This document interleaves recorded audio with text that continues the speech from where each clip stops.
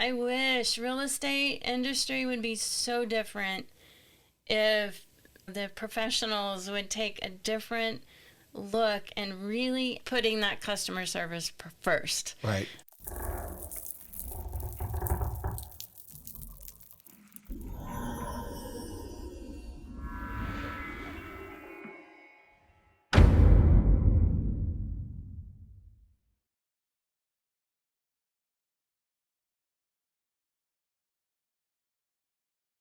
A daughter and mom team that are running a successful boutique brokerage. Mom is a broker owner. She has been licensed real estate and also a licensed real estate instructor with over 20 years experience. She has experience in designing home with builders, home renovations, interior design. Grandma to 11. Is it still 11? Oh, way more than that. Oh, no. Oh, that's old. We got to update that bio. We gotta take that. The daughter finally decided to follow her mom's lead in real estate and is the managing broker. Her success comes from years of combined experience being a professional, proactive agent and problem solver. Let's welcome the leadership of the Florida Choice Realty, mom, broker owner, Dawna Cantway, and the daughter, managing broker, Erika Elliot, to the show. Hello. Welcome, Thank ladies. All right. Sorry about all that hopefully we sound good. Good enough for our fans anyway. Yes. They love us either way. But welcome to the show. And I'm looking forward to getting to know you guys, and hopefully, your friends and family are obviously going to see this, but this is going to be out there for all of you, in podcast world, but also in YouTube world. So they pull up Florida Choice Realty, or you guys individually, this is going to come up. So if as I always tell her, if there's any good stories, just go on and tell them, because your fans want to hear it. And hopefully when anyone listens to it, whether it's tomorrow or 3 years from now, they know something about you guys. So whether you're recruiting a new agent we were just talking about, or a customer just wants to get to know you. But I do want to start off the show here and point out, do you have your gift bag there Yeah. in front of you? If you will pull the mug out of there for me. Okay. We were told we get to fight over it. You're told this one? That one right there. Yeah, you can pull it closer to the camera for me. We were sponsoring, if you turn it around, Remy Graphics, right in Nassau County in Fernandino. She is there, and our co-sponsor. She has made these beautiful mugs for me to hand out to our customers, and she's on short term and has no minimum. So if you want to order a quick mug for your customers who are closing, and put their names on it, so they never forget it. Of course, put your name on the back, so they never forget you.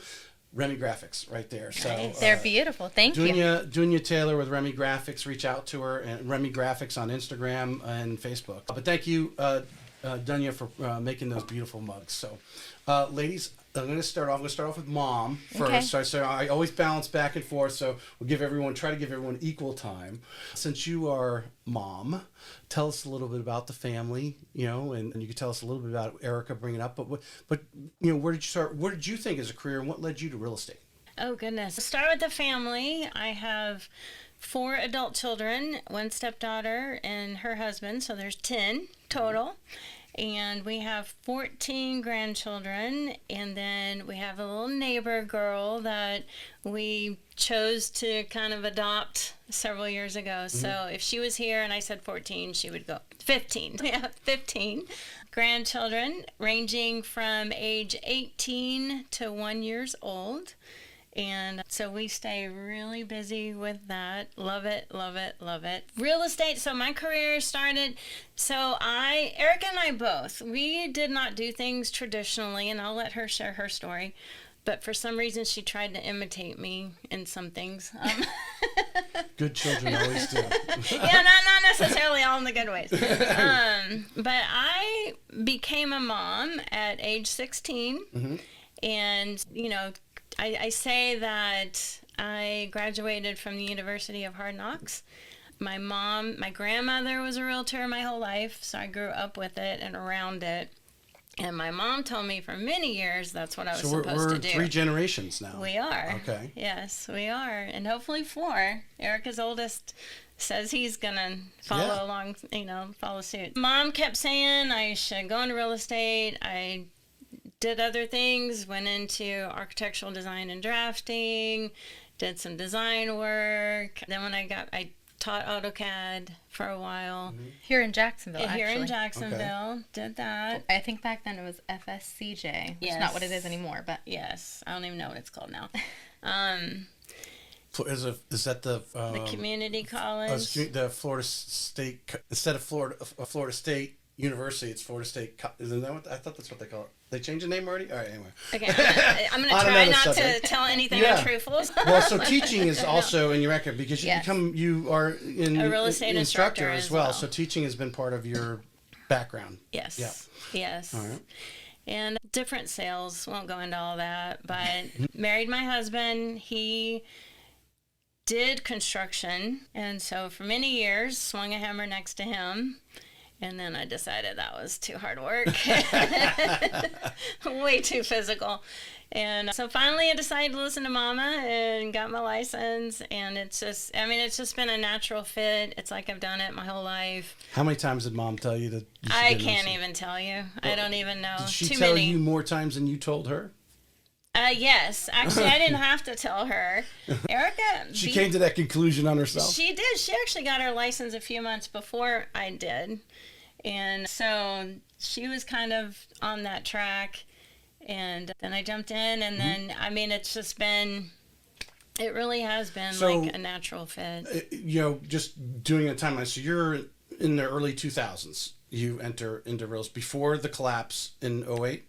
No. You're I didn't post, get my license until actually 2016. Oh, okay. And then with the idea that I would get my broker's license as soon as I was eligible. And so I did that. Mm-hmm. And so tip a little bit on your initial first year. What was it like for you? What was it like at the brokerage that you had initially? And what did you learn or know not to do now with Florida Choice, if you remember back in that initial 12, 24 months when you got going? We worked for the same brokerage from the get-go. We've always done this together. Mm-hmm. And what was it like? It was a new brokerage as well when we started.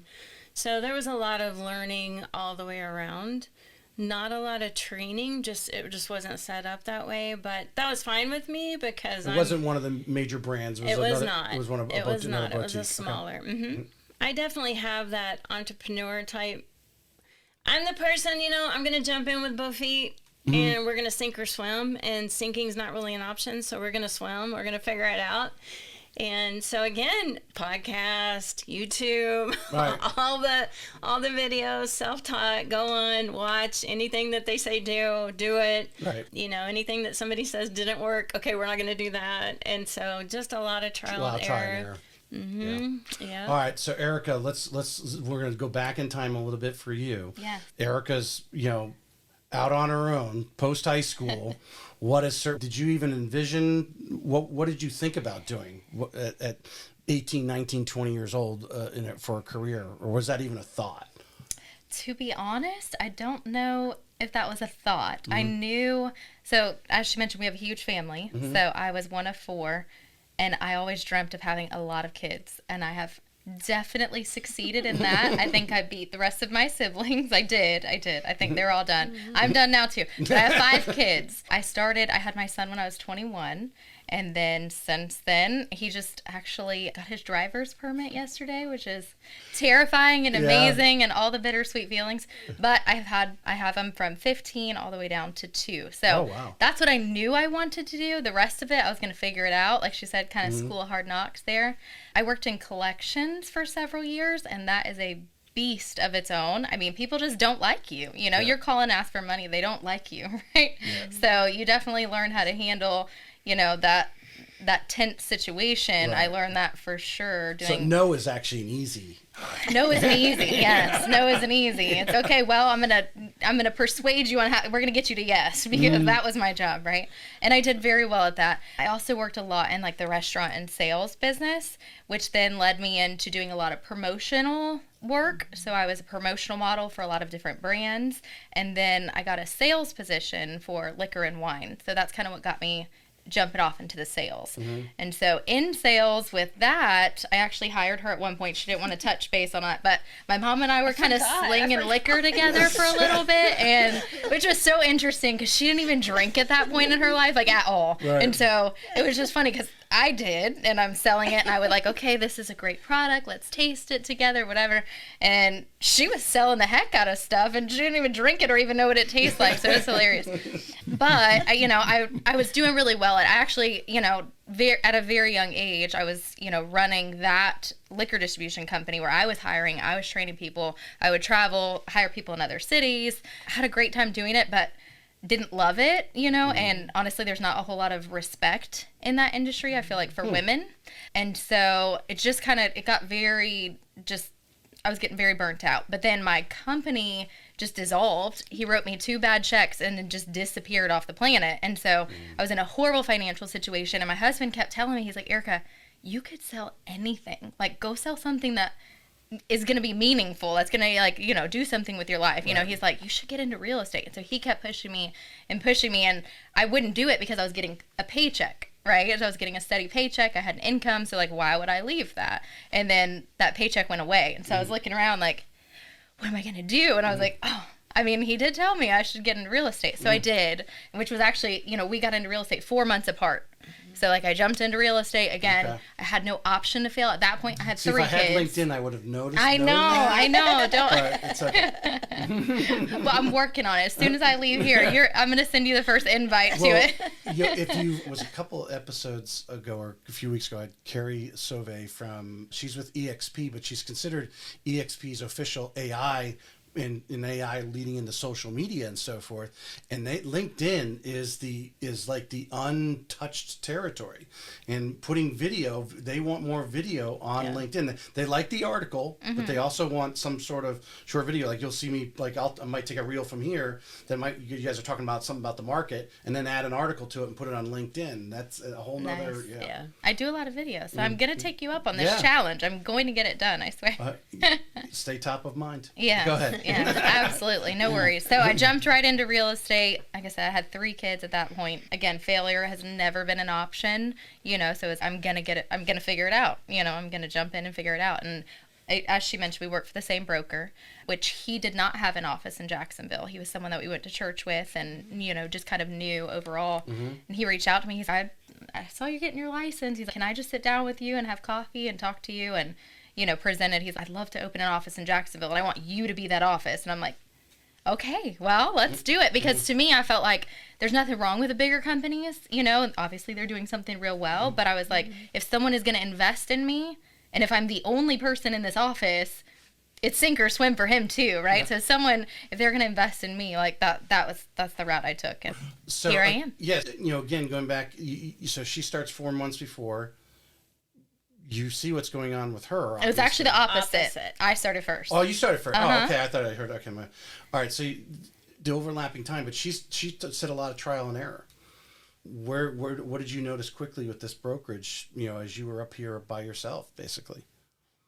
Yeah. No, Was it pouring into you as you thought? Yes and no. Different. So I asked this question off if you listen to any of the podcasts. Yeah. Because I really feel. There's brokers out there. Sometimes they're good at some point in time. Their greatest challenge is to stay somewhere good all the time. Right. Some of them, and the successful ones, that we know we can name in town, they find a way to stay in front of their people, so they're always adding value.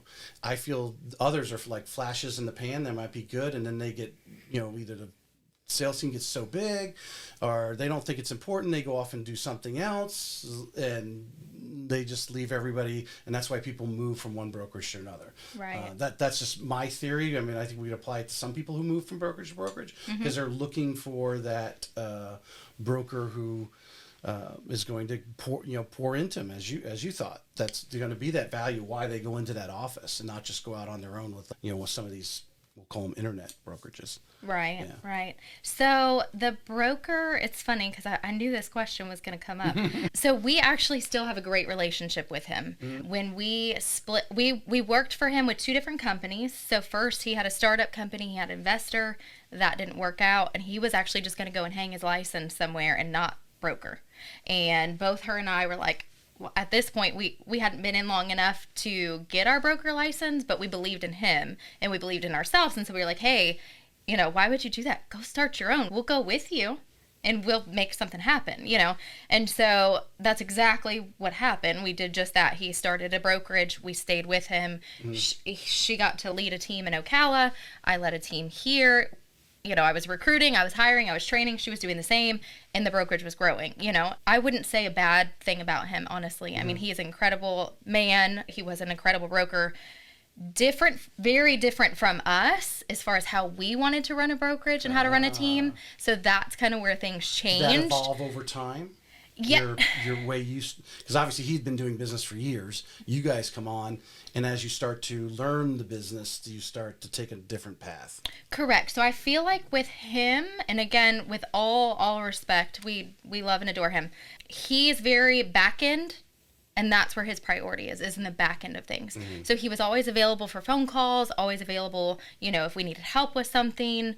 Back end, he wanted to like try to have things run seamlessly as far as, you know, the programs and things, and he's developed some great programs. Like I've seen, you know, his brokerage, he's designing some really cool things. However, Dawna and I are like the face of things, and that's what we were also like with the brokerage and with our teams, and what we wanted our own brokerage to look like is like we're very hands-on. We're one-on-one. We're actually, I show up at every one of, you know, my agents' listings, and I'm the one that's doing the video for them and videoing them, and then I edit and then I give it to them. Right. You know, so like when we meet someone, we're like, hey, you know, this is going to be a one-on-one experience, and that was that with him. You know, I did have that one-on-one, but I would say what we do is completely opposite than, you know, of course the admin stuff's taken care of, there's back end, whatever, but I just think we're much more in the front of things, right, and like holding their hands, you know, versus just making sure that the brokerage. Dawna, you're looking at her. I know. I was like, oh, okay, I'm dying to say something here. Yeah, go ahead. So I think a great way to say it is we just all kind of came to some crossroads and realized that, you know, because we really didn't have a plan to start a brokerage. That wasn't really, I got my broker's license as soon as I was eligible, like I said earlier, but I did that because I knew I wasn't going to be one to bounce around if that, you know, was the case. And I had a plan. She did have a plan, and I was like, I don't know if I want to do that. And then it just kind of evolved and got to that point, and we did.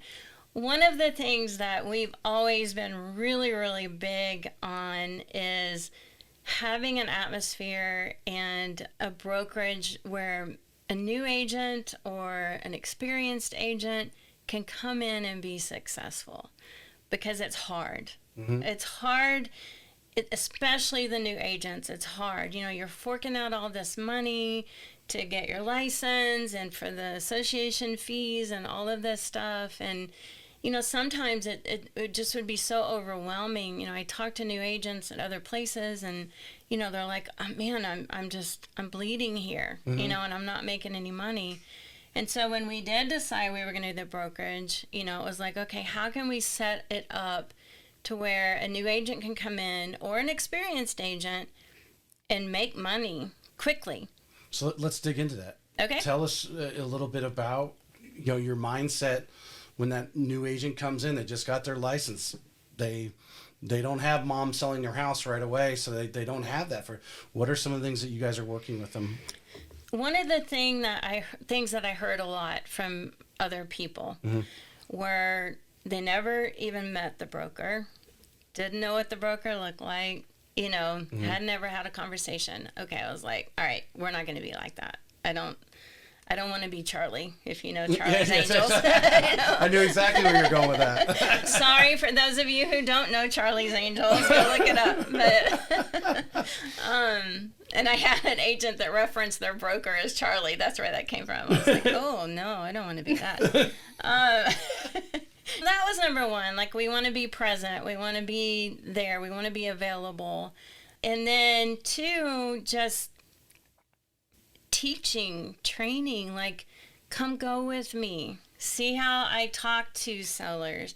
See how I show a house. See how I overcome the objections, you know, in person. I'm very much, and I think you are too, I'm very much hands-on learner.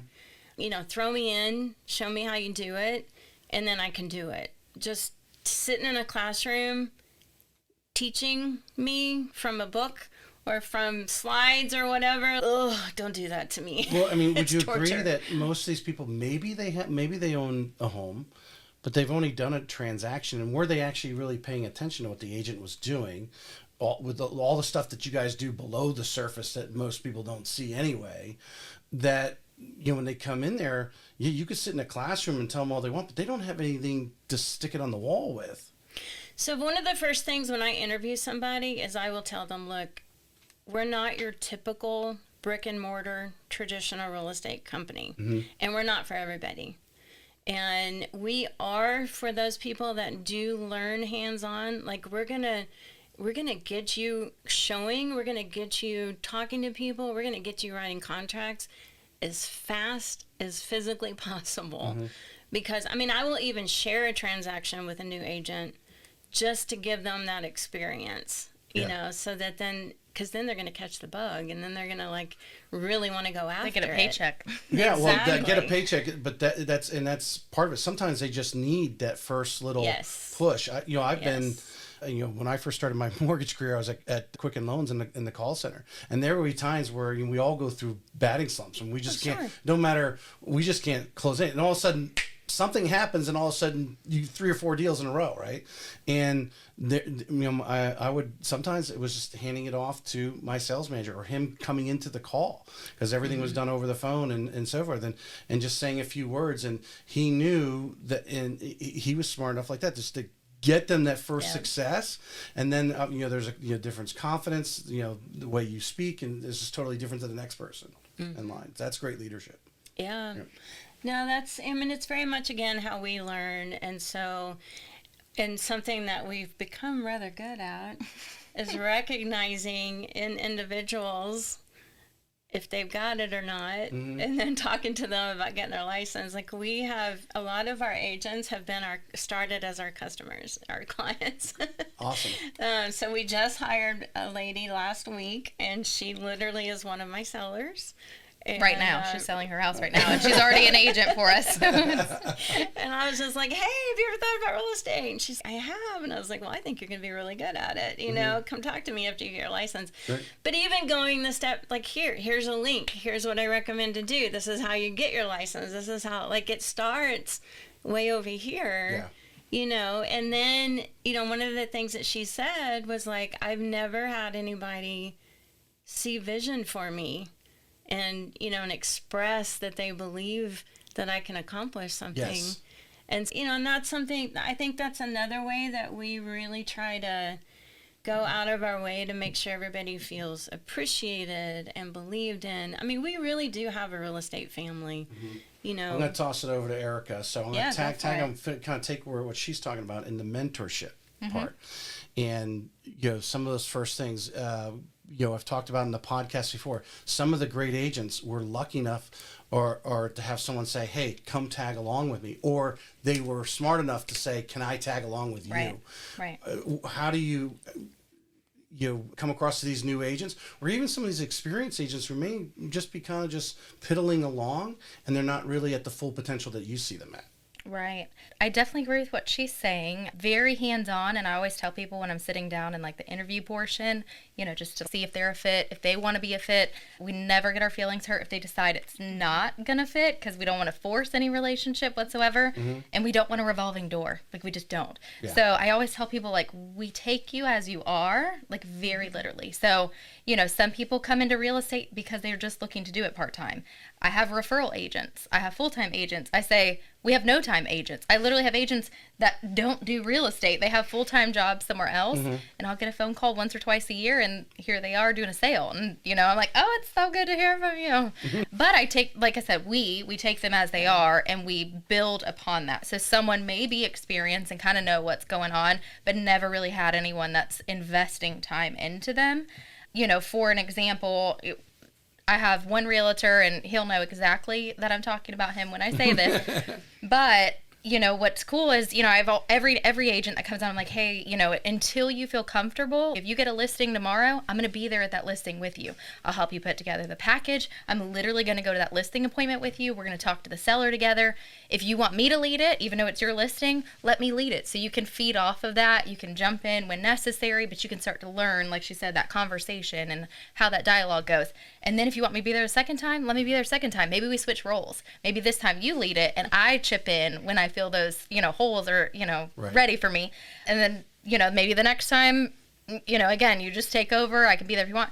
Well, one of my agents, love him to death, truly. And it's funny because he's been in it almost 3 years and he still wants me at every single listing appointment. And I am. Right. But I think it's funny because I think he's totally figured out that this woman-man dynamic, that like the seller is either going to like me or like him, but they're going to like one of us and we're going to win it every time. Right. And we do, Most of the time I will say, I think some of them, his clients have loved me. And then this one man threw me off once and I was like, I left that appointment. I was like, Jeremy, I don't think I needed to be in that room. He really left you. Oh, I threw his name out there. Sorry. Now you know who I'm talking about.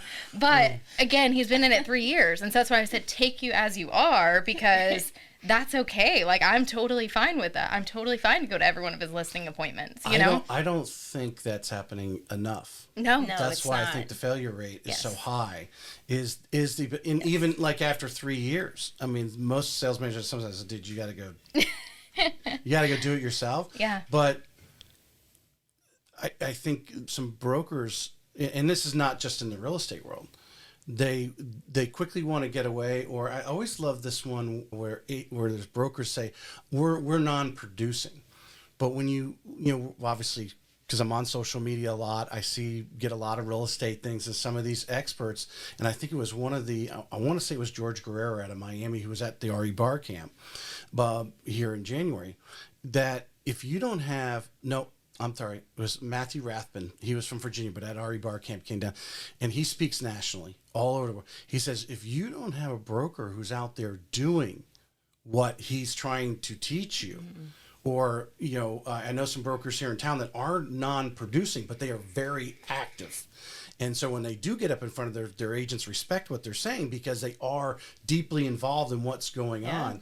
And I think too many brokers separate themselves too far and they say, well, I'm not in production. I'm not competing with you.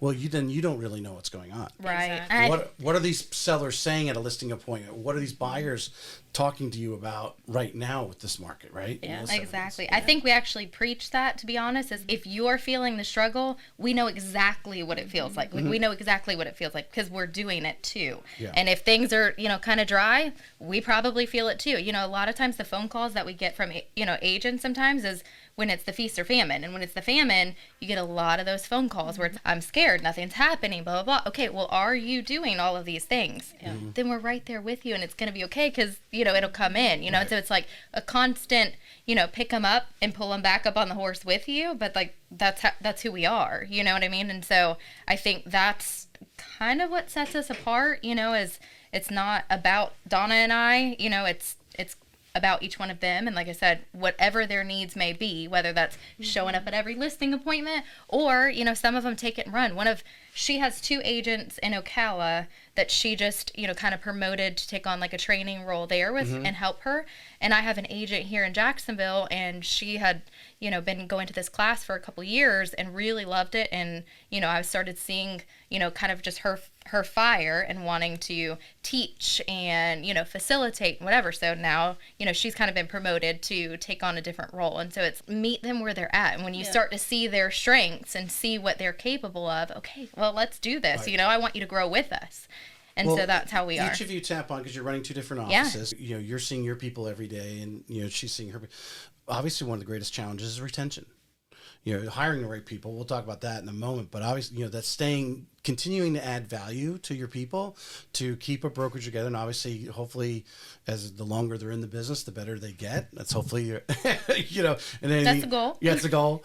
What is your mindset, Dawna? We'll talk about just on retention and what are some of the little things that, and maybe some of your people are listening, that you go home and you're thinking about, when you put your head on the pillow, about how do I keep my team moving forward, and how do they continue to follow me and stay with Florida Choice? So one of the things, we have our yearly goal setting meeting, right?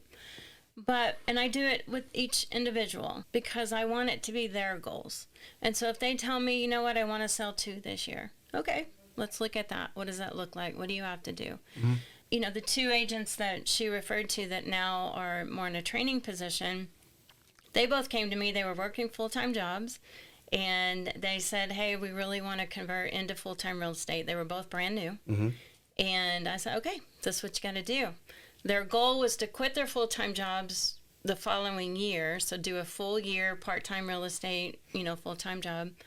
And they both quit their full-time jobs within less than 6 months. One was like 3 months. I think the other was like 5 months. And we're doing full-time real estate because they were that successful. So I think part of it is we don't put pressure on everybody. Like, we don't create a quota that you have to meet or you're out of here. It's more, I want to help you achieve what you want to achieve. And so that's a big one. I think that's something that's really big. Let's dwell on that right there, because the word accountability is what you're talking about. It is. So I will hold them accountable to what they set, their goals. Okay. That's a little pressure. On me or them? If you ever been in sales, because there's some leadership that can be uncomfortable with going, hey, you told me in January or December that this year you wanted to do X amount of homes, and you're behind on your schedule, here. And so what are you doing not to be too much pressure? Because the accountability is some kicking in the butt. There's some pressure there. How do you do it? I set the example. I set the example. I'm relatable. I'm easy to talk to. I have an open door policy. Put it on top of the table. We can talk it out. We can deal with it. Keep it under the table. I don't even know it's there. I know them. I know their families. I know their hobbies, their likes. I know when their kids are sick. I know when they're sick. We develop friendships. Like, yes, they are our employees, but they're our friends. Some of my agents kind of like are a my volunteer best army, friends. right? You're not giving them great benefits if they're staying there for benefits. You're the benefit. Yeah, in a sense. We provide, like, we don't charge them fees.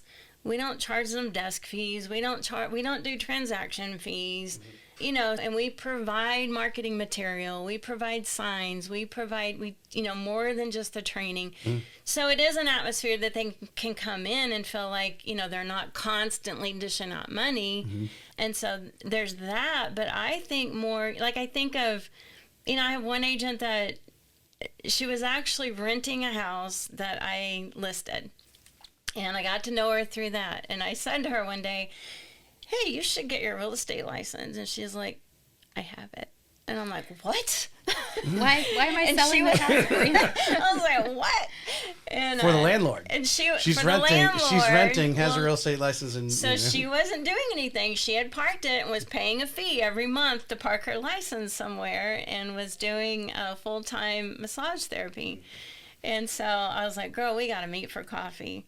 And this was, 7, 8 years ago. And we're best friends, And she will tell you, if she was here, she says things like, oh, I will never leave you because, But it was just a matter of, I saw it in her, but it goes back to what you'd said earlier. She was never really believed in. She was never...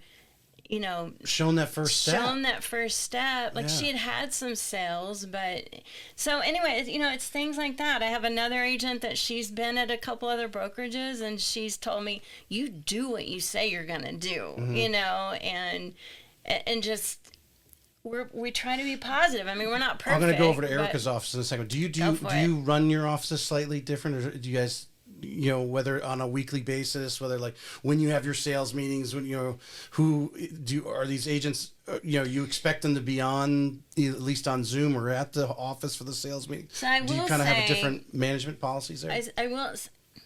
I mean, we run. Not I'll policies. and I'll let you take it. But I will say we do quarterly Zoom meetings for the company. Okay. And so that's the only time that we're all together. That We have you're twice everyone- a year parties. And then we have parties. Yes. 4 Zoom Yes. meeting and 2 Yes. parties a year. There you That go. you ask everyone to be Yes. at. Yeah. Yes. Yeah. Yeah. In Jacksonville, we meet weekly, and then sometimes more than that. It is our schedules are completely different, because all of our kids are grown.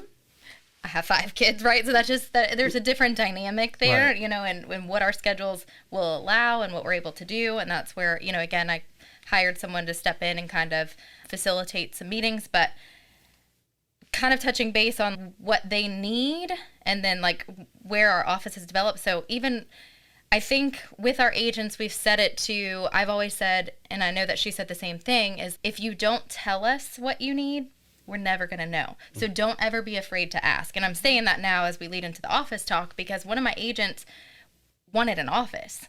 And so for the entire time, both her and I had been in real estate, to be honest, we worked virtually. I'm like, don't stick me in an office. I don't want to be in an office. I'm going to work from the car. I'm going to work from the carpool line. I'm going to work on a boat. If I'm on a boat, I'm going to be in the house. You know what I mean? Like, don't pin me down. That's just how I am. And so having an office, I'm like, why is that necessary? I don't know. I don't think it's necessary. One of my agents really wanted an office. She was meeting a lot of, different locations to meet people, Panera, Starbucks, all these places. And she was like, it would just be nice to really have an office. And so I started, over time developing, it would be nice, but it's not a priority. Well, when she came to me and said that, and was actually at that point considering possibly going somewhere else just for the office, I was like, well, I'll be darned, I'm getting an office, like I'm going to make this happen as quick as possible.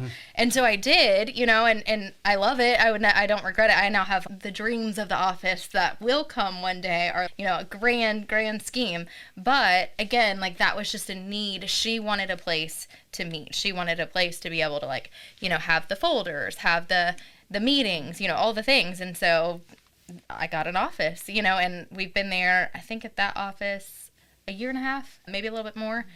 And again, this one's just like parking it for a short time. It's going to be much bigger one day because now my dreams have grown. But we meet there weekly. And then a lot of times, like, we just get together we'll go to model homes together. And like I said, I will go and I will film everybody.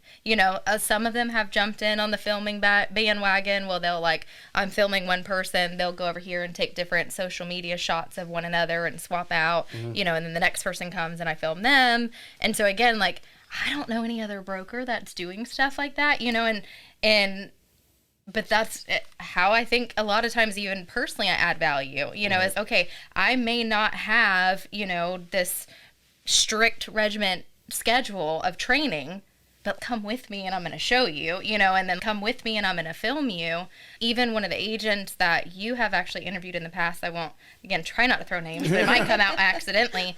But I even went to one of her listings, I asked her, I said, hey, can we go film your listing? And I was like, and I got at least 8 or 9 agents that'll come with me and they will all promote your listing. Right. We will all promote it. And she was like, why not? But that's what we do in the office together all the time. Like, if one person has a listing, I'm going to go film it. If they all want to come, I'm going to film each one of them. I'm going to make them their own videos and we're all going to go and promote it. Do you feel you've attracted similar, because that's your ideology, that they, because obviously we all attract like kind, whether it's political, religious, whatever, that you're attracting like kind? So what's funny is like kind, but so different. So I think the one thing that all of our agents and both of us have in common is just our love for people and going beyond the call of the job. So that's our like kind is, and even with one of the last interviews that we were doing is we are all very, very different people. I mean, even in Jacksonville, we're very, very, very different people. The agents that I have in Ocala, put those two brokerages, those two offices together, we're very different people, just coming from all different walks of life. But the one thing that everyone does have in common is it's about the client. It's about, their needs above ours, above the amount of money that we're going to make, above what it's going to call us to do. I mean, we're out there sometimes cleaning houses, pulling weeds, mulching, doing lawns, going in and fixing the light fixtures. One of her agents the other day, the seller couldn't afford the plumber, and she literally, like, in a dress, went and fixed the faucet, like the plumbing, and went and did it. One of my agents and I, right before Christmas, this woman, again, she had the house on the market with a different company, and it wasn't selling. And so that agent reached out to my agent and said, hey, can we, like, do something together? Is there any way? Because she wasn't local. And so just by the way that he interacted with her and his professionalism and the way that he was just, behaving himself. But anyways, we ended up getting the listing. We sat there with a seller who flew in from New York, and she was just telling us how hard of a time she'd had and keeping up with the property and keeping up with the lawn and all this stuff. And we said, well, the first thing we need you to do before we list this, because we got to take pictures. These pictures were awful before. The lights weren't even on. We're not even on in the picture. So we're going to have a professional photographer come out, which we pay for. Like, we pay for all of the listing photos.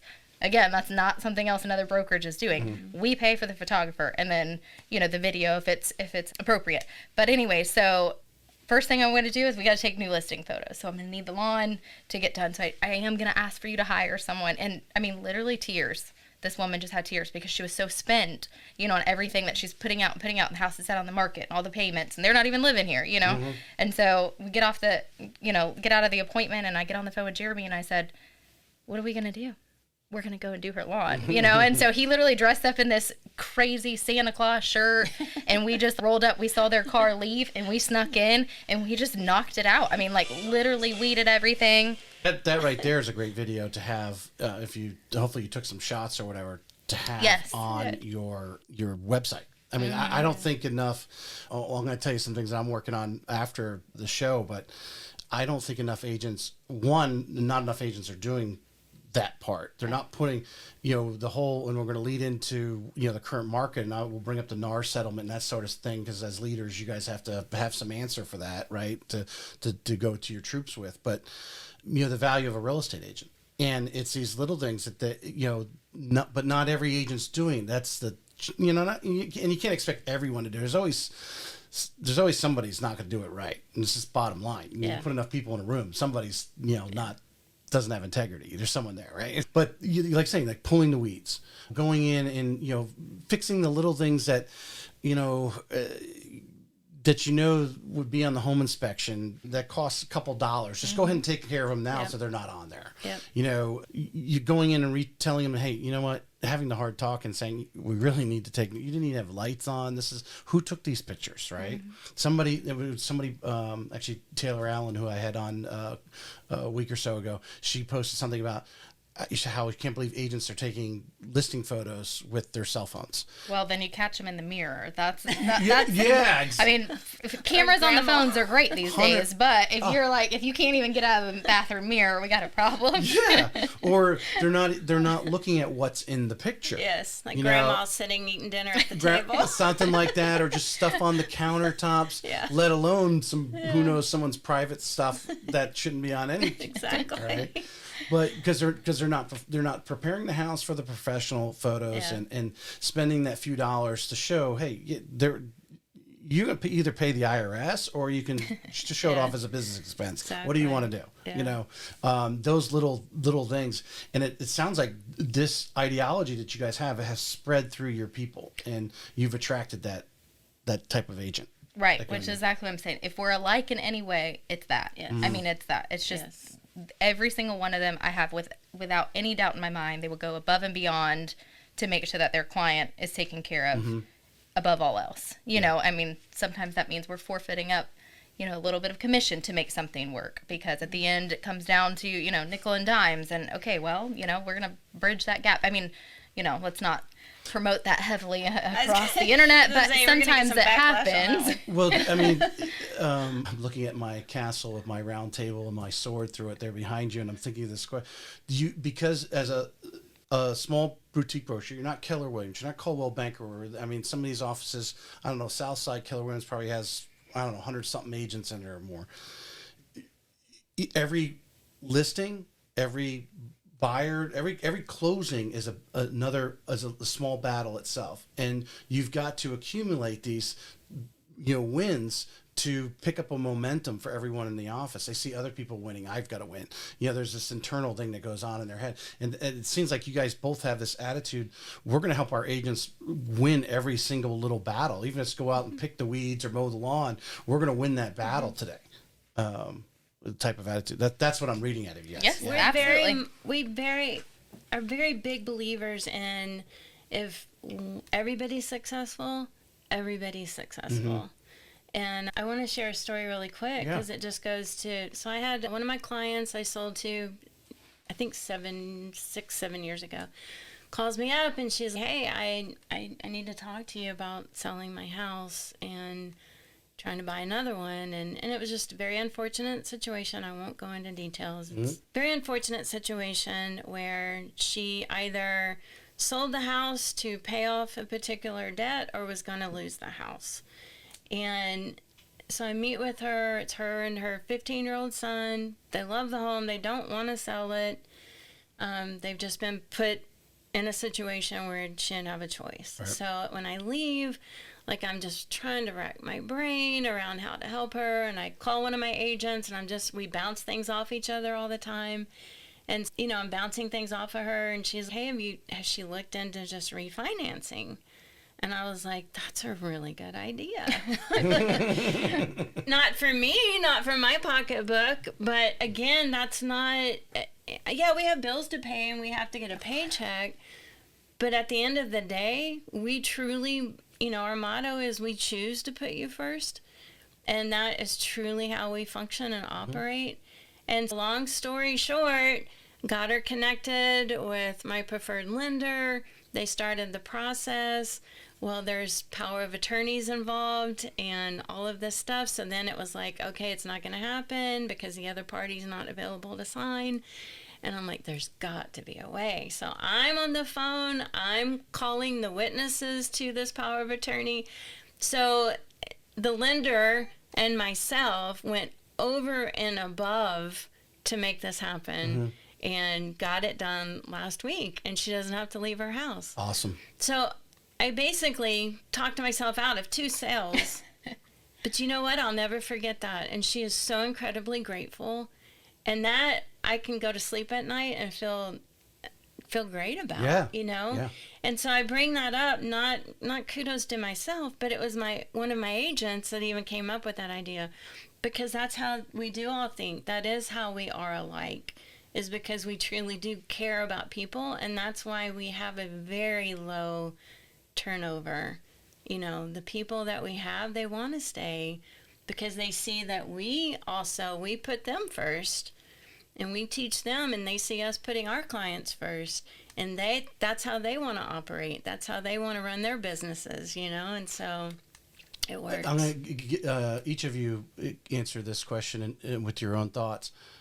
How important have you found in your years in real estate, go off the story you just told, that to be a really great real estate agent, you have to be I'm not saying involved in the community. You have to be a community leader in a way. What's best for this, in this case, what was best for her? She didn't want to move. It was that was going to break her heart. And, let alone the financial money she would have lost in closing costs and all the, commissions and all that other jazz, where, you kept her in her home, which was really what she wanted, and made her, who knows how, made her life, right? People are very involved in their home and in the community. Her 15-year-old son, probably going to a school, would have had to change schools. They didn't want. But how important is for a real estate agent to take that mindset as being that community resource? I call it a concierge sometimes, whether it's just referring a good restaurant or a good vendor to work on the house or something like that. How important is that in a real estate agent's career? Erika, if you want to. I think it's one of the biggest things. I remember one of my recent transactions, the inspector maybe had accidentally bumped plumbing underneath. So when the homeowners got back, I was representing the sellers. So when they got back to the house, she went to go wash her hands, hear some noise, and the water's coming under the Oh, faucet. no. So she immediately, first they turn it off, obviously, and then they call me, and I'm like, don't worry about it. I got a plumber. It's not a big deal. I was like, I'll reach out to him. I'll take care of it. Not only did I take care of it, but like financially offer to, cover it and everything. And The inspector didn't step up to that one? he didn't acknowledge that it actually, was his Okay. fault, but Wasn't our inspector. was not our inspector. Was not. No.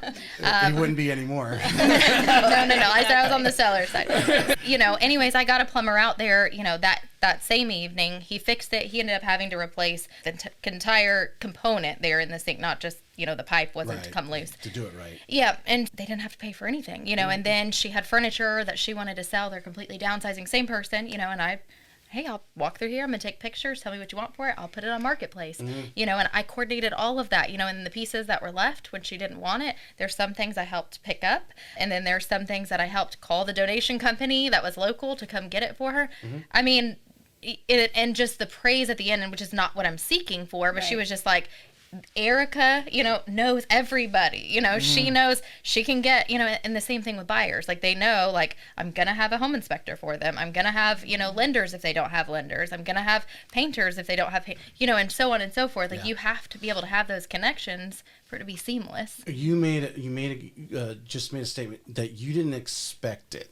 No. And I think people do it expecting it. And when they don't get it initially, they don't do it again.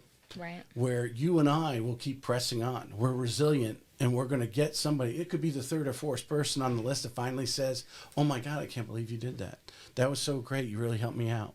And that's all they have to do. And those little moments, they will fill you up. I thought just occasional that like a seller will gift me. And that, I'm gifting them, right? You're always buying them a gift, and the buyers are buying them a gift. And occasionally, someone will give me a gift, and I'm like, this is just, it's just so unexpected. Even though, if you talk to anyone around me, they're gonna tell you all the things that I do, but I don't expect, and I'm like, I'm doing this because I love you, and I want you to be happy, and I want you at the end of the day to, Those are the wow moments. Yes. Yeah, when they actually, importance of being that community person. I think the goal is, and I tell people, I'm like, look, because people, I'm just starting to look, or I don't know what I want to do. I might not sell for a year. And I'm like, I'm here. Whenever you're ready, I'm here. I want you to like me 10 years from now. I want you to call me back when life has dealt you a really bad hand and you need advice. Or maybe a really good hand, like or a fifth a really kid. good hand, right? So I think it's huge. I wish real estate industry would be so different if, the professionals would take a different look and really, any industry would be different if you were really putting that customer service first. Right. And I think that's, we look to save our people money. If okay, so maybe the title wants to use this surveying company, but you know what? If you go over here, we can save you $200 or $300. That's great. As long as you're getting yes. But we have the home inspectors don't like you to say that. You'll get them on here. Whoa, no. Well, we have found. Well, the lenders too. Lenders too. But you know what? We have just. Yeah. Okay. Maybe we won't go there. But no, there are great people out there in all the facets of this industry that will put the other person first. Right. There's a Jacksonville inspector sometimes he doesn't even charge if he doesn't finish the inspection. We won't mention his name. We won't mention his name, but he literally, sometimes he's doing an inspection and he finds something that's absolutely horrible and he just stops and he doesn't even charge them. He's just, catch me on the next one. Are they still going to buy this house if I tell them this is wrong? Is that what you're kind of saying? Yeah, let's say he finds that it's, eaten up with termites or something like that crazy. Then he stops and he calls and he says, hey, this is what I'm seeing. Are you going to, if you're not going to move forward, then you're not even going to pay me. Just catch me on the next one. But we have surrounded ourselves with people like that. Right. Well, what bothers me the most, like I see on Facebook occasionally, is someone will post, hey, does anyone know a good one of these vendors that are commonplace? not, hey, a mold mediation person, which hopefully you never have to use, but Yes. we're in Florida. But they post, hey, does anyone know a good... And I just immediately think of their leadership and their broker. Why are you not making sure that there's a Rolodex for everyone in the office? Now, they may go and find their preferred person, right. but these are already good people that I know, and I'm sharing you with them. That really bothers me when I see an agent post that, because I'm seeing all of their friends and family in circle of other people that are looking at, why don't you know a good flooring person? Right. This is the things that you need to know as a real estate agent. I mean, sometimes the people that we do know then don't do a great job. And then, I mean, my vendor list started out like this, and then it ended up like this, you know? So it's, sometimes think, that's the case. We're going to switch into just talk about the market real quick. I think one of the challenges in the marketplace, you know, our upper echelon from the lending side is like, oh, you know, talk about renovation loans. The problem is, yeah, there are some great places that can be bought with renovation loans, and they could be super homes and add value to them and everything. The problem is getting the right contractor to show up to actually complete the job within this reasonable period of time, and that's what no one wants. You know, I'm hearing that really a lot of people are looking more for turnkey right now than projects. Yeah, I'm not even going to go into my experience of the renovation loan because it's not pretty. But yeah, I mean, now I will say we have a lot of people that don't mind some fixer-upper projects, you know, as long as the home is able to get a loan. Yeah. Initially. So we do a lot of bringing it up to speed. Updated. Yeah, updated versus updated. actual livable. Correct. Yeah. I haven't dealt with a lot of renovation loans. I feel like anybody that is buying a house that needs that much work for a renovation loan, they're paying for it in cash. Yes. You know, I feel like any of my buyers that are buying, you know, right now or even in the recent past, last several years, if the home needs that amount of work, you know, they're either walking away from it completely or we're negotiating it. Well, there's enough investment money in the area, and because we have such a demand, I think that's where the investor, when it comes in, they pay cash, they go and do it and make it turnkey, and then hand it back to the end consumer. Exactly. Let's touch on our settlement just briefly. I don't want to go too deep into it, but you know, just, you know, kind of, I think you probably, you know, I assume you have two different opinions, but what are you we usually have the same opinion. You usually have the same opinion? Okay, well, I'm pretensing that so you have different opinions. Make it more interesting. Erika, what are you informing your people? What are you coaching them on? What are you preparing them for? Yeah, so we're still preparing to prepare them. No, we're still in the process of preparing. We've already had 2 meetings where we've tried to at least kind of like, okay, let's shake it off. You know, it's going to be okay. We really just tried to, okay, here's all the myths. Here's all the things. Like, start with the facts, because we're going to hear things and I won't even, you know, all the way up to the top. There's some false information. You know, I'm not going to, I'm just going to leave it right there if you know what I'm talking about. However, you know, I think that was the most important first meeting that we had. In a few weeks, we'll have another meeting to kind of go over like a buyer's agent agreement, because, you know, hands tied, we're going to be all stuck there at some point. However, I think the first initial meeting was, okay, number one, let's get it through our minds and believe in ourselves that for us, for our brokerage, 100% for us in our career overall, even before the brokerage existed, everything has always been negotiable. And going back to the fact right before this, we've always put our clients first. That's not going to change. Yeah. That's not going to change. You know, okay, now that we're going to be required a buyer's agent agreement, you know, and maybe the listing appointment may have a little bit more questions and a little more education that we have to do to that seller in that meeting, but that's okay. We've already been doing this all along, you know? So I think that was like the first thing is, yes, it will look different. Do we know what it's going to look like? No, nobody does. You know, is it going to be maybe a little disruptive? Yeah, possibly. However, I think it starts with us, even, you know, as there's any other realtors watching it, it starts with us. It starts with us and us educating the seller in that moment. Do you want to share your personal belief on this? I know I can sense you have one, but you're just giving me the broker belief. My broker belief. No, what's Erika's? What does Erika want to say? I think that as we're looking, like, okay, the crystal ball and we're looking in the future, right? You know, I'm like, Okay, if a seller comes to me and all the sellers that are coming to me, I love you. We're just going to go ahead and put that out there right now. I love you. This doesn't change anything if you have an opposite opinion. However, my opinion is not going to change as this year develops. Yeah. The seller should, in my opinion, always still pay for the real estate commissions. They should. Well, and I totally agree with you. And in reality, they still will. The buyer is always actually paid for it. They pay for it in the price. Yes, that is true. That's why I think like it's not going to change. It's just adding extra steps on how we're going to get there. So if the seller's going to say, well, I now don't want to pay a buyer's agent. I want the buyer's agent to, I want the buyer to pay for their agent. Then I'm going to say, okay, well, let's talk about that. Because, again, going back to they should and they, should continue to, the buyer has down payment. The buyer has closing costs. The buyer has, an interest rate that you don't even want to know about right now, So let's talk about all their costs. Right now, most of the sellers in our areas especially are making a lot of money.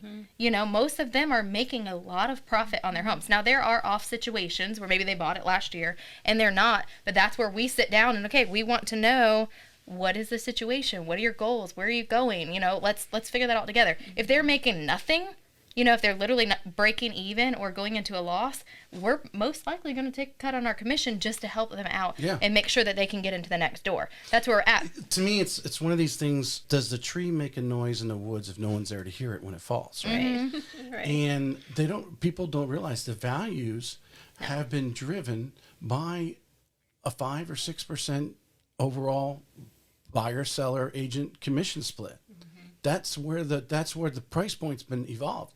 So if you're listing your house at a true value with all the comps, it's already built in. It is already built in. Yeah.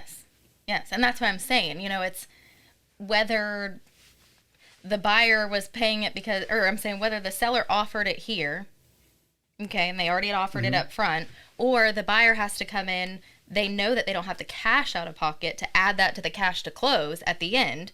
So now we have to get creative and we have to, now instead of offering $300,000, now we're going to offer $310,000 so it's going to become just this play where, again, it all comes back to the same thing because the buyer's not going to have the cash to do it. I mean, maybe if we're talking about, the luxury listings and we're talking about completely different price homes, range, that's acreage, different. That's different. Have unique price points because of their uniqueness. Exactly. But your everyday buyer is not going to have the cash out of their pocket to pay down payment, closing costs, interest rate, and now add on top of that cash to pay the realtor. They're not going to have it. I just don't think they're going to have it. So it's still going to result in seller, even if you said you didn't want to pay, hey, guess what? If you want to take this offer, you're going to pay. Dawna, was that politically correct? No, you're right. No, you and I are right. I'm not politically correct person. So we should hold her back a little bit. How important, though, is it right now, because Erika's saying to do a lot of video, but I mean, how important is it for an agent to, in one way, shape, or form or another? It could be doing it through video, showing a lot of the other things, or having a proper buyer consultation saying, okay, this is what I'm going to be doing for you. Or the seller, hey, this is what I'm going to be doing for you, and we need to pay, sitting down and actually showing their value versus, I think, we've gone through a period of time where, you stuck the sign in the yard and which still happens. If you got a great house in a great neighborhood right now, you stick a sign in the yard, it could be multiple listings in a couple days and you're sold under contract within 3. But we're seeing more and more sit, our inventory is building up. But when you're having those conversations that we really need to actually explain and how, again, whether it's through videos, however you do it, maybe you guys have some other creative ways that you're teaching your agents to actually express to these buyers and sellers your value. So I think this is where we have one up on a lot of people because we've always taught you're going to earn loyalty, respect, and show value face to face. I started my career with online leads and I was told, don't waste your time or money. Those are junk. Okay.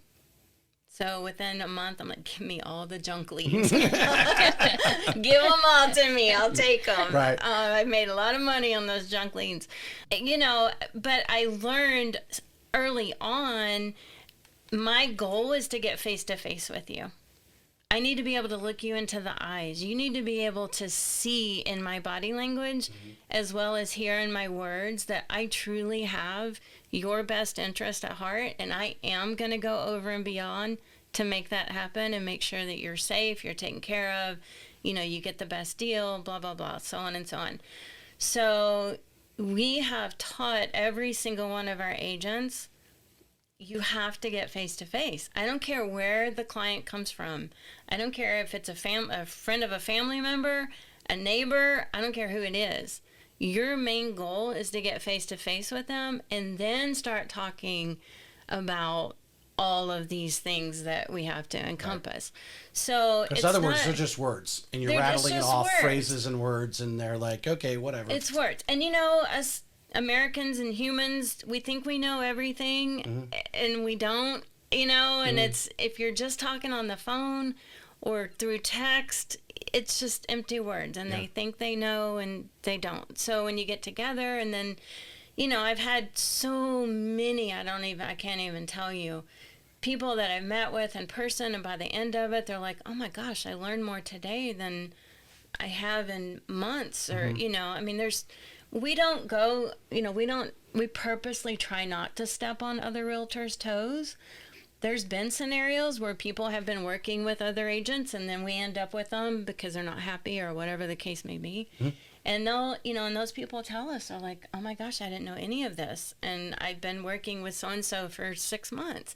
That breaks my heart. It shouldn't be like that. Being face to face, you can, when you're having that conversation and explaining, you can tell whether the person knows what you're talking about or has a question mark going off. Exactly. And you are reading their body language by saying, I need to go deeper, or, okay, they already understand this, I need to move on. Yes. As far as the changes coming, it's more like Erika and I are actually meeting with an attorney. We want to make sure we do everything on the up and up. I think the hardest part for us is figuring out how to comply, but still have that option to put your needs first. So that's kind of, I think, our biggest hurdle right now. We were even talking about it this morning, is just making sure that in our buyer-broker agreement, we have some kind of verbiage in there where we can still, if we need to, whatever we have to do to make it work, to make it happen, we can do that. We're not tied in. And I tell everybody, I've told the agents, it's going to take about 12 to 18 months to become the new normal and to figure it out. So it was a couple of weeks ago, NAR was in Washington, D.C. with a lot of leadership from around the country. Florida Realtor was there, and, I think NEFAR might have been even there and so forth. And I guess the question was brought up in the room, who's going to police this? And the answer was, oh, you're going to police yourselves. And then there was a laughter. Yes. In the room. Thank you. That that doesn't summarize why I'm telling that story, where I'm at with this. Yeah. I mean, it's yes. People, it's one of those things. If you've ever been on a community board or anything like that, these people want to make rules, but they're not actually going and saying, okay, well, how are we actually going to implement that? I mean, look at the domino effect that it's had. Nobody thought about, I don't think anybody thought about, what does this mean for VA loans? I mean, that's just a small example. It's a huge domino effect, but it's real estate. Right. Real estate, it's like this, and it's like this, and it's constantly changing. What mind boggles me, with all the stuff going on in our country from the legal side and so forth. Here you have a settlement telling people and using the term law with it. No legislator made any law here. And I think in the importance, just to give a tip to RPAC in our Florida, it's now more important than ever to be supporting those people who want to, be involved in those organizations and be part of, us on a national level or state level. And all real estate assets, mortgage side, Mortgage Bankers Association, it's very important to be involved. I'm just want to narrow down to a couple questions. Let's do this one. What are the market's changed in the last 24 months? I think it was really actually this time 2 years ago the rates started to go up. So in 24 months, the market change. What do agents need to be doing now? We're seeing inventory rise, housing sitting on the market, a little longer than some agents have ever seen. Some of our new agents have only been in the business 2 years. They've never seen houses sit for 60 days, type of things, if they're priced right.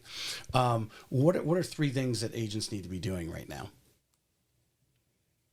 Well, some of the things that I've been talking to my agents about, because we've had a couple of those homes that are staying a little bit longer. A couple. I'm like, we're having a hard time now. Hold on, get back up. We're talking about, gosh, and I'm terrible when I'm put on the spot for names, not my agent's names, but there's a guy that we follow a lot, and he did Tom Ferry or one of those type of characters? It's one of those type of characters, but it's not Tom Ferry. He did a class on epic open houses and just really doing things that I had just wouldn't probably thought of myself. Right. And so we're going to be implementing that here in a couple of weeks. Be a little more creative. A little more creative with that. One of my agents this morning, she sends me a link, and it's just really cool. I got to share it with you. It's this really cool for sale sign that has the pictures on top. And it lights up at night. And just like, it's not anything really big, but just making our listings stand out a little bit more. Even with the changes, they're not stopping us from sharing on all of our social media about, hey, sellers willing to pay a buyer's agent. So it's got to make sure we're on social media. Got to make sure, that we're from putting our listings out there. Are you strategizing the listing and saying, hey, we're, here, I know we're in Jacksonville, they're competing against new construction. Has Ocala got a lot absolutely. With all the incentives they got going on by coming out and putting those in the listing that, hey, we got incentives for rate buy down or whatever. Maybe. Yes. Yeah. So I just, 2 of my listings, instead of, moving that price to the left, I'm like, okay, let's do this. Let's offer incentives. Got one under contract this weekend, from doing that. Right. And sometimes you got to work, with the seller to get them to that point. But, yes. Well, you're having, because I thought you were leading to, I was almost going to give you some words, but having some straight conversations with some of these sellers.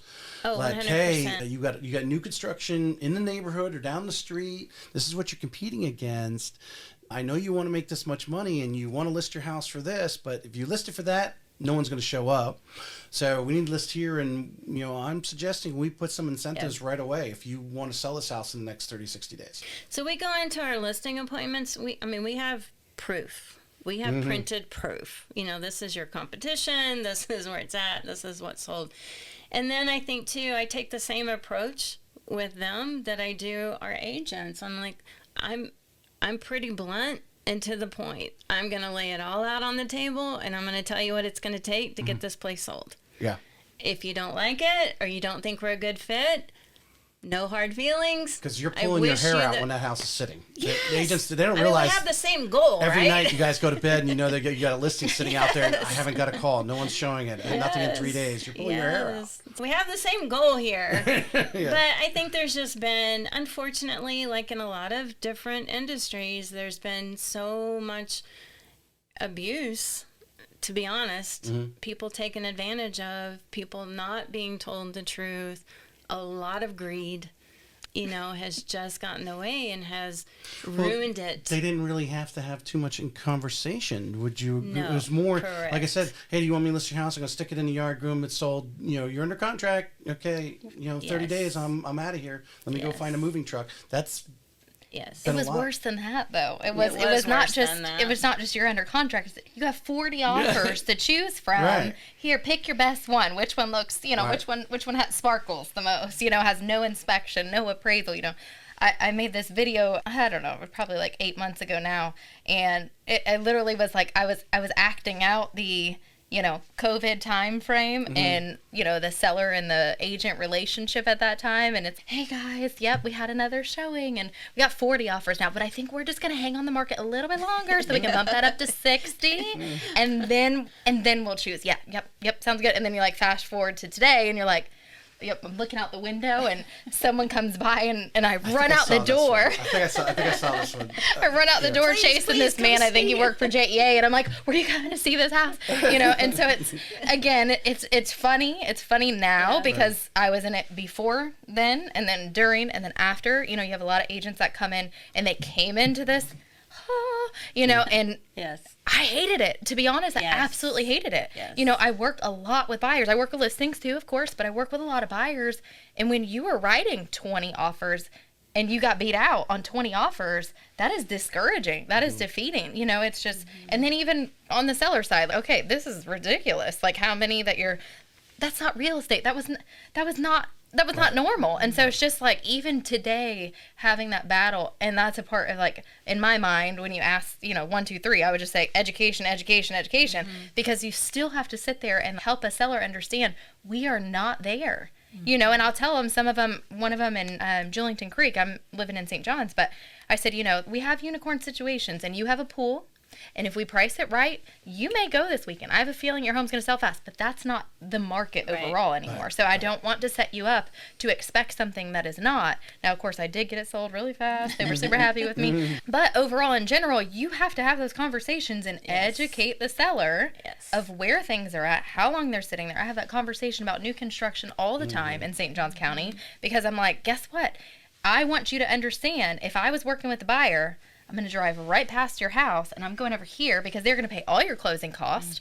They're going to buy down your interest rate. You're getting a brand new home. So you have got to show me why your house would even be something to be on their radar. Do you feel it's important if someone's buying new construction right now to have that conversation about, you better plan to be in this neighborhood until this is entirely built out? Because you're going to have a problem selling early. I mean, yes, I've had those conversations. I had an on-site agent, back to no names. I had an on-site agent, and he was a bully. A bully. And he was literally trying to tell my buyers that he was like, well, I just want to let you know, the last one that I just sold, he said, just a few months ago, it appraised, and they got $60,000 equity, instant equity in their home. And he goes, so if you buy this right now, and it was like, sign now on this moment, right here, dotted line. And he said, if you sell this, you will have $60,000. You can turn around in 6 months and you can sell this house and you would make $60,000. I said, no, you won't. I mean, I literally almost just had a heart attack right there. I said, no, I'm going to stop you right now in front of them. Yeah. I said, I'm going to stop you right now. If they put this house on the market in 6 months, their closing costs, the fees that they're going to have to pay, and then I'm like, compete with what you're selling the house for and the fees and the incentives that you're getting. I'm like, they're $60,000. They're not making anything. They will not profit. Do not tell them that. They are not going. And I think also that's a part of the failure there in that system is like people think that, okay, I'm going to buy it right now and I could turn around next year. It's going to be different. I'm like, no, we're not there anymore. Right. We're not there anymore. We went from 2 years from 300 to 600. Those people made a whole lot of money. Anybody that bought before 2018, 2019 or before that, they made a lot of money. But if you buy a house right now, you're not going to turn around and make $100,000 next year. Like just get that out of your mind. So I think again, that's like the most important thing is setting the tone for what that listing is going to look like, setting the tone, setting the expectations. That's on us. That's our fault. You know what I mean? If that crumbles and the house is sitting there and the seller's not doing well and, whatever, of course that's going to happen. Bruce Breedlove made a statement. I had him on a few weeks ago talking about, we know there's a lot of buyers sitting on the sideline. Do you believe there's actually a lot of sellers also sitting on the sideline because they know they want to move wherever it is, but they obviously with interest rates or whatever their reason is, but because we think the rates will drop, the buyers will all go crazy again. But the reality is we could probably have a lot of sellers who are also sitting there waiting to sell because of the market conditions. I agree with that 100%. I mean, I personally would be in that same situation because my payment is comfortable. I literally slid into home base before they shot up and I refinanced and I got like a 2.7 something. I'm not going anywhere, right. But that doesn't mean that, okay, yes, we definitely outgrew our home. We had to add on to it. I got 5 kids. I definitely could use, something larger, bigger, whatever. no, I'm not going anywhere. So yes, I'm one of those sellers that would be sitting on the sideline like, okay, what's going to happen? Yeah, you're open for suggestion if the market's turned right, whatever. Right. But even with that, that's a two-sided coin too, because if the interest rates go down, then more buyers come in, maybe more sellers come in, but then you got the frenzy and then you have the bidding wars and, so it's. Yeah. Let's finish up with this one because you do the video, you've talked about it, your mindset on, and I go to this because it's something I'm working on, and I go back again. I'm going to mention George Guerrero from Miami because he's got a large brokerage down there, nearly 500 agents, and he told me when I asked him what 3 things agents should be doing right now, he said video, video, video. And his belief is that when he got in the business, which was just right around the tipping point of the market for 2007, 8, and 9 period, and he's of course in Miami, he wanted to create in his description a movie for every house. He felt the video was the place to go, and he still believes it today. You're doing video. What is your mindset with your marketing and as far as getting outreach out there and promoting the homes and that you're listing, but also what are you trying to teach to your agents? Yeah, I mean, I definitely think the more we can be in front of people, not just putting the listing up there, that's super important because a picture is a picture. It's not going to give you that warm and fuzzy feeling necessarily as a video with music and the ambiance and okay, and then maybe you have a realtor that looks real nice. Epic open house. But I think that the presentation of the listing in general, and then how do we get it in front of as many people as possible, so it's not just sticking it on MLS and let it do its job. No, make a video, and we're going to put that video everywhere that we can, and then, again, if it's my listing, then all of them are still going to use it. They're going to put it everywhere. I don't think I went to your YouTube channel. What would I see there? Working on it. It is an existence. It is an existence. I definitely, and very much on Facebook and then on Instagram. I do have a YouTube. I'm building it. I'm growing. Well, I mean, it is next to LinkedIn. Yes. YouTube is because I've gone on every single person's. I did not go on yours. For I don't know whatever reason, I got distracted. I created my questions and then went off something. But majority of agents have old videos, or they just have a half a dozen videos on there, 1-year-old, 2-year-old, whatever. If they're not posting every day, but they're posting on Instagram. Mm-hmm. So why are you not dragging that same video, and putting it in YouTube Shorts? I've been challenging myself with that. Right. I am. And because they Google you, that stuff is going to pop up. Now your Instagram will pop up too if you're on there enough and there's recent videos, it'll pop up. But there's nothing more than if you look at someone's Google. Like, when this video goes out for this, I guarantee you, if you Google each of you, it'll be on that first page. After those paid advertisements, you're going to see the thumbnail of you guys. Of course, it's out live, so the live is going to go after publishes. It's going to be there. And I think it's so underestimated. Take all your videos and be putting them to YouTube. And I'm not talking just to you. I'm talking to everyone's listening. Yes. No, I mean, I do 100% agree with you. And I have actually learned some of those methods behind it. And even just, with a neighborhood, you can Google a neighborhood. And first you're going to have a sponsored. The next one might be sponsored. And then you're going to have YouTube. So I do know, and I have made videos, just to highlight different communities. And then when I highlight those communities, I'll put them on YouTube. So if someone were to Google that or Google me, they are going to find videos. Whether it's tomorrow or 3 years from now, it'll come up. Yep. So I do know the method behind it. A lot of times, to be honest, it's, again, because I'm focused on my realtors. So it's just, there's just room for me to grow, We're going to talk about something after the show. Anything else you guys want to add that we didn't talk about that you want to get across? I'm done with my questions. I don't think so. I shout out, we don't really market for agents. They've come to us organically. Either we've converted them from being our clients to our agent, or our agents convert. But I do. I'm like, we do care. So if you're looking for a brokerage like that, that's more of a family and really has hands-on. I think hands-on's a great way to... Very much, there for each other. Call us up. And, if you're looking to buy or sell and you want somebody that truly cares about you. All right. Ladies, I appreciate you coming on. Thank you for having us. Thank you so much. Yes.